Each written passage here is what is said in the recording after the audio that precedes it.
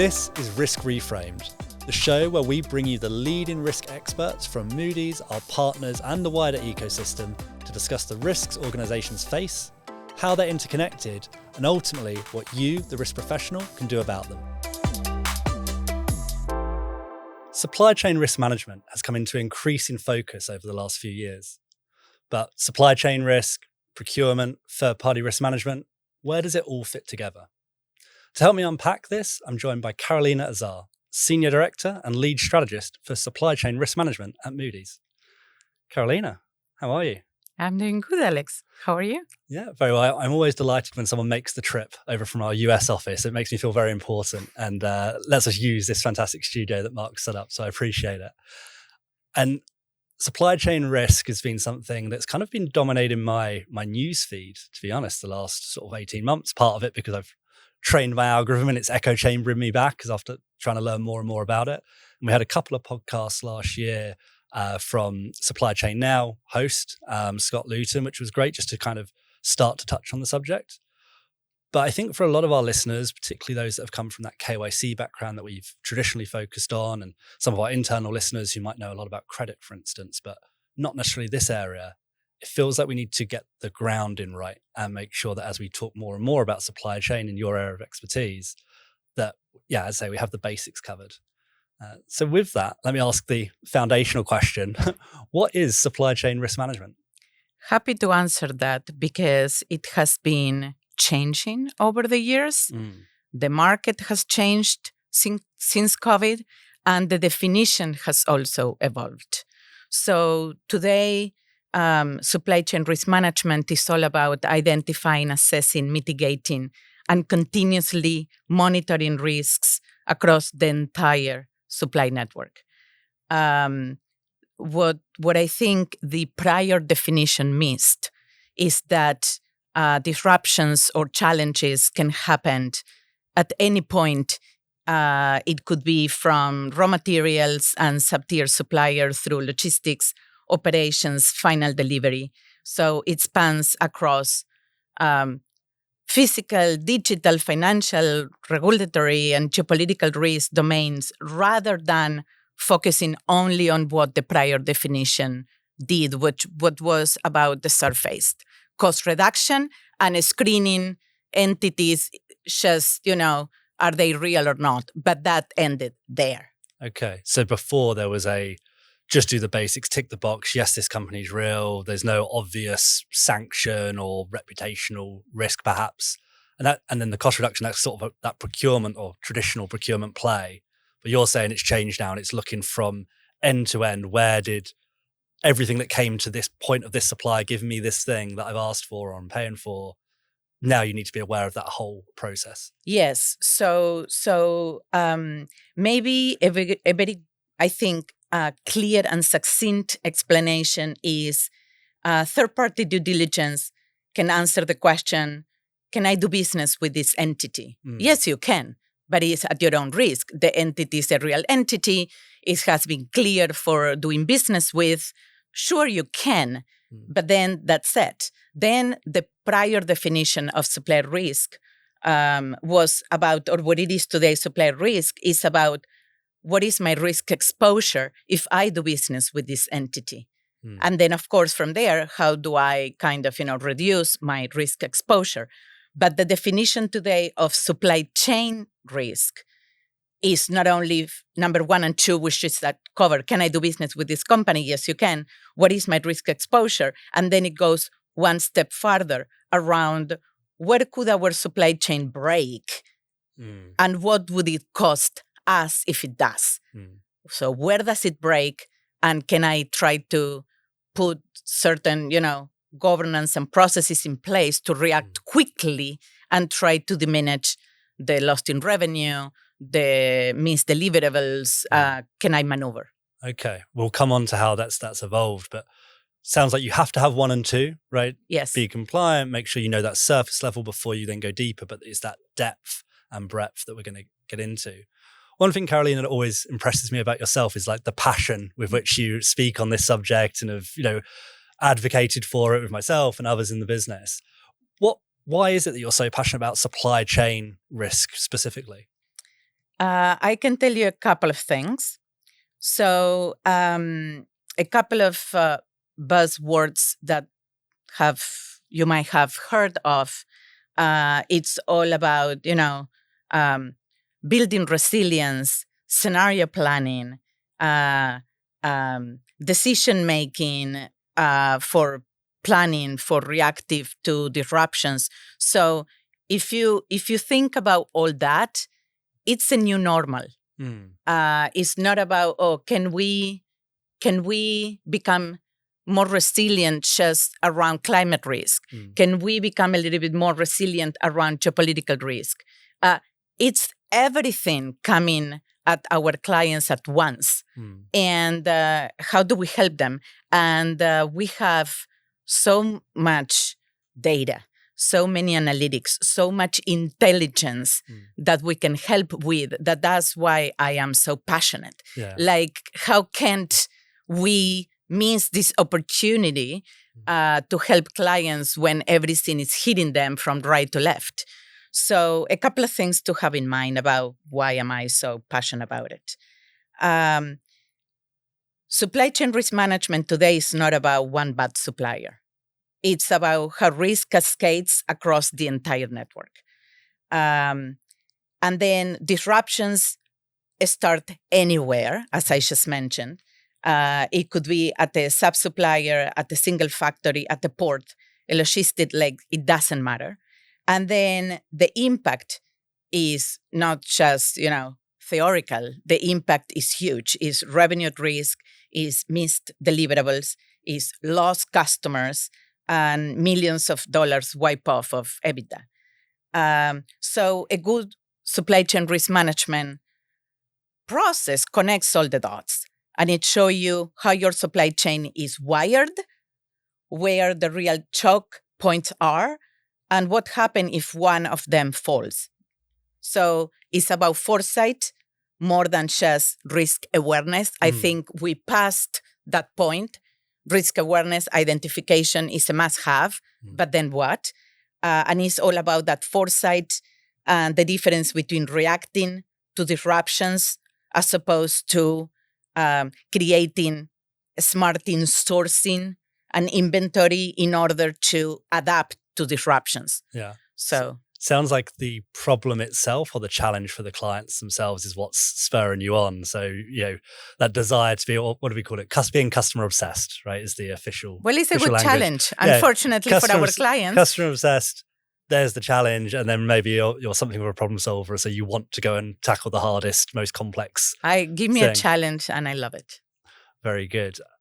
And is that typical of your supply chain professional? I mean, does every company have a supply chain risk team? No. Or, tell me, how is it normally set up, or is it spread across departments in your experience? It depends on the size of the company. The smaller the company, the more blurred the functions are. And typically, maybe, the compliance department does a little bit of the supplier risk assessment, or the procurement department does a little bit of the compliance assessment and due diligence. The bigger and the more, sophisticated the company gets, then the lanes are way more structured. And, you start with the legal or compliance for the pre-onboarding risk assessment, then you go into the procurement or supply chain teams for the onboarding and continuous monitoring, and then which is an interesting step into where the market is going. And then the companies that do have a supply chain or operation strategy team, it's becoming more like a enterprise-wide function as opposed to a reporting function. Okay. So those the most sophisticated, the biggest, what we call strategic clients, now the supply chain risk management function has become so central to business continuity, financial stability, and competitive advantage that they are becoming some sort of expert function across the business. Yeah, I suppose you just don't want those silos. And we speak about silos a lot on this show because many parts of risk types get stuck in a silo and then bemoan the lack of, either compliance or impact they can have across their business. Whereas it sounds like what you're saying is that this is so important that you need cross-functional expertise comes together, and the larger the org, the more that's realized. And I suppose the thing I'm sort of thinking through is there's, with any type of risk or any type of operation, there's always different companies at different stages of maturity. For those that are at the start of this or somewhat basic, what are the absolute basic tenets? What are like the must-have things to actually be able to say you are doing supply chain risk management versus just say third-party due diligence? Well, it depends on where they are also in their journey towards digitalizing the entire, third-party risk management process. But I would say, let's start with data. Data can come directly from your vendors, your suppliers. Then data could come from third-party risk management vendors. Data can also be search. So let's start with combining for those companies that are trying to start with supplier risk management. Let's try to gather as much data as you can about a company, and then once that would be step number one. And then number two, of course, is, what type of insight can I draw from this data? What can this data tell me? And then if there's gaps, then find a way to remediate that gap. Where do you need information? And go and get it. But if you need to assess a supplier's performance and ability to withstand the shock, we are talking about, not only financial data, operational data, regulatory compliance, reputational, ESG, sustainability, IT, cyber. I mean, the list goes on. So the more information you can get about the companies that you're doing business with, or your clients are doing business with, the better. And then we need to draw insights in terms of historical, backward-looking, in terms of trying to assess past performance, and then try to determine what would be the behavior moving forward. That's at the foundation. Okay. So let me just recap that, because I think you know so much, and I'm constantly putting myself in the shoes of the person that maybe is just coming to this topic the first time. So first step, make sure you have the data sources, both from the vendors, but also from external sources that's combined. Then define what risk insights you need, whether they be, as you said, cyber risk, it could be sustainability risks, it could be environmental, it could be compliance, it could be something else. And then this next piece is sort of how do you monitor? How do you make sure that the ongoing performance monitoring and disruption monitoring is there? Because otherwise you're still not really doing supply chain risk management. You are just assessing your suppliers. Is that fair recap of the first three steps? Well, I didn't get to the second. So the first is the data. You're absolutely right. And then what do you do with that data? So you need to find a way to help assess the overall risk of doing business with that entity. And you can do that manually, or you can do that in an automated way. You can then, once you have that risk assessment workflow or scorecard, then you need to be able to provide your clients with the ability to use it in order to make an onboarding decision, yes or no.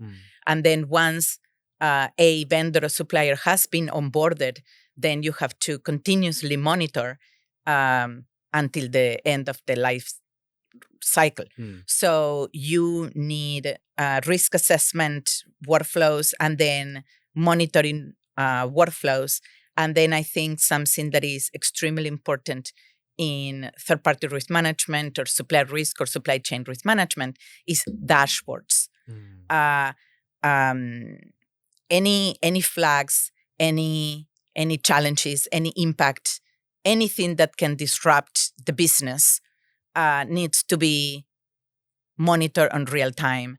And red flags are extremely important because then that's what these companies need in order to react quickly and assess next steps. So if you don't have a nice dashboard that can alert you to something that just happened across your portfolio of suppliers, then you will not be able to react quickly enough. Yeah, I'm reminded of the cliche, right? What gets measured gets managed. And if it's not in the report and it's not being seen, it might exist somewhere in some text or some questionnaire, but if it's not flagged up, then it won't actually get sorted. It won't get managed, as the saying goes. Yeah, it's not about anymore sending you an email and saying, can you look into this? So if I think of a supplier risk, and then we can, talk about supply chain, but supplier risk management tool, if it's a triangle, at the bottom is the data. Yeah.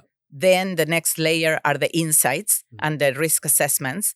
And then the top of the pyramid would be all those workflows and how can you visualize in your entire portfolio to quickly assess where there are challenges and issues that you need to react. Yeah, I like that framing. We should, if we don't already, we should make that as a poster. You mentioned that obviously things have changed a lot in the last several years, right? And I think we touched on this with Scott in the podcast last year. But I hear a lot of supply chain people talk about COVID changed everything. And obviously we know since then there's been many other disruptions to the world. I won't go through them all. But how have you seen things change and evolve over this last 5-6 years or so? Absolutely. So, and it's one of the things that, going back to the topic about passion, it has been a function that has changed so much. Maybe the function that has changed the most in the 30 years that I have been, a professional. So, first of all, and now speaking specifically about supply chain risk management, not supply risk so much, but supply chain risk management. It's becoming a strategic input into everything else that an organization does. It's not just a reporting function anymore at all. We expect a supply chain risk management function to influence where companies compete, not just how they sourced, market entry and exit decisions, capital allocation, mergers and acquisitions, and the overall company enterprise-wide strategy. So it's unbelievable to see that happening already. So sort of the political clout, I suppose, of this function is just growing quite exponentially. Tremendously, because if you think about it, because it includes so many different dimensions of risk, that if you are already covering them and you are already making a judgment around where you draw the line with doing business or not with certain, critical providers, then why not to use the same risk assessment or the same, depth and of data to inform what should we do, as a company in terms of doing business as a company. Where do we exit the market? Where do we enter a market? What about, a merger, an acquisition, investment decisions? I mean, it's really becoming that sort of, a strategic input in the decision making of a entire enterprise. Wow, Caroline, this is why I talked about your passion, right? Anything else that we should think about when we're talking about this evolution and the changes around this function? Few more things. So we just talked about the supply chain risk management expertise becoming a strategic input in the overall enterprise decision making. But also, another one that I would like to talk about is that it has predominantly be, around can we predict, but I think it's about now becoming more preemptive. So the human judgment remains, but the systems are increasingly pre-staging the response. And we need to talk about how technology and specifically AI is going to impact that judgment, that decision making, that response planning. So that's another one, which is still to be seen in my mind. How will technology and AI support that, being predictive and making sure that the response planning and the decision making, maybe we can help automate it a little bit more, but then at the top, that human judgment needs to remain. Yeah. And now you are going to see a lot of, you have been reading a lot about talent and talent acquisition in supply chain risk management. It has to do with that top of pyramid decision-making, human judgment that needs to remain. Yeah. So if we think about that pyramid again, even if you've got great data and some of it from AI or some of it, sourced wherever it's coming from, and then you've got your risk insights and analytics, and you've got your workflows and your automation, and you've maybe got some AI agents or many of them doing specific things. However, if a wrong decision is made, it's still going to fall to the person. So I think what you're saying is very consistent with what we're hearing in other risk types, which is that you must have that human in the loop and constantly training these agents and retraining them to make sure they don't miss that nuance, don't miss that gut feeling that maybe they're going, yeah, the data told me this, but that data seems wrong, or I just don't have the right feeling around it. So yeah, I can understand why there'd be a premium on getting these top experts on, particularly those that have been through the last, as we say, 6+ years, where they've really had to change how they apply their skill sets. So it's a fascinating area. I mean, with customers that you're working with today, where do you sort of, are they all about the agents now, these leading customers, or is it more about still getting the good basics in so that they can get to that point? Do you sort of have I suppose it could be a mix, right? Because you have different customers at different points, but. So it's interesting. It's because we deal with smaller clients, medium-sized clients, and then, of course, top-tier clients. It depends. But let me maybe start with the ones that are already ahead in terms of switching from third-party risk management to supplier risk and now getting into the supply chain space. I can talk a little bit about a few things. So they are now understanding that disruptions are chronic. It's not just happening once or twice. So then it's all about, it's not just about disruptions, it's about governing uncertainty. And I love that. I don't think anyone can claim today that they know how to price uncertainty and assess, if you have become resilient enough. But that's where it's going. So I think that we already passed the point of, can I identify when something happens? If you still don't have that in place, you are so far behind. So these companies now have systems in place that help them identify when something is happening across the network. There is a missing link or a broken link. Something has happened, either internally coming from, something happening across the network, across the supplier network, but also an external shock. So either intrinsically or not, or external, I think that the point of identifying that something happened has already passed.